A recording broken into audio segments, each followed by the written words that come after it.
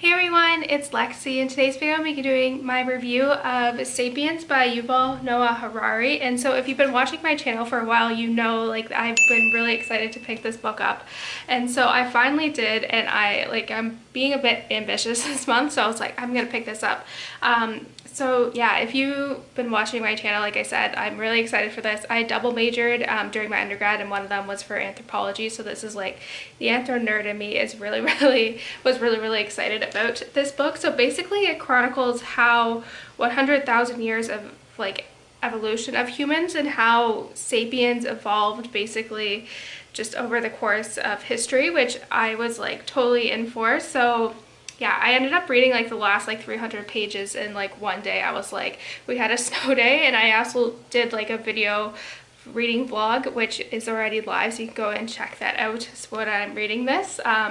So yeah, but I really enjoyed it. I gave it a 4 out of 5 stars. It really was really interesting, and he writes it in a way that isn't like reading a textbook. It's more so just kind of like a narrative, and it's really fun. He does throw in some Harry Potter references in here, which I really enjoyed. I was hoping it would cover more of kind of the fossil record of kind of human evolution and like all of that stuff, but this one kind of focuses more on the cultural aspects of how we evolved as a species, and I did think so. That was really interesting.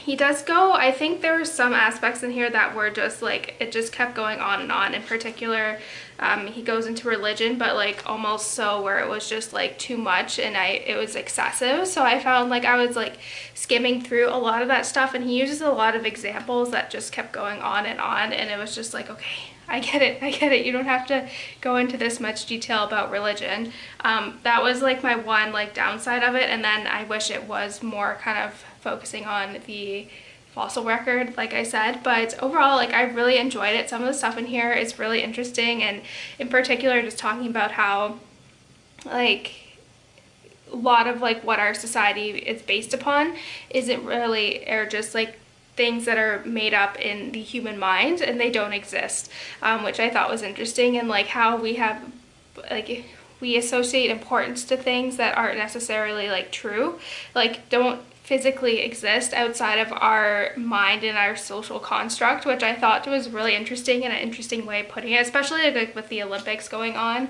It's like why does this matter outside of like humans? Like it's just really interesting, and just drawing conclusions from that.